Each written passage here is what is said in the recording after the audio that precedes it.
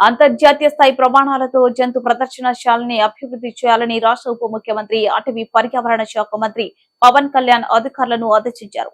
Public private భాగస్వామ్య విధానంలో విధులు సమకూర్చడంలో అరుదైన జంతువుల్ని దిగుమతి చేసుకోవడంపై దృష్టి పెట్టాలని సూచించారు. బుధవారం మంగళగిరిలోని ఆయన నివాసంలో చైర్మన్ హోదాలో zoo park authority of AP governing body 14వ సమావేశం నిర్వహించారు. ఈ సందర్భంగా ఆయన మాట్లాడుతూ విశాఖ తిరుపతిలోని జంతు ప్రదర్శనశాలకు ఎక్కువ మంది పర్యాటకులు వచ్చేలా చర్యలు తీసుకోవాలి.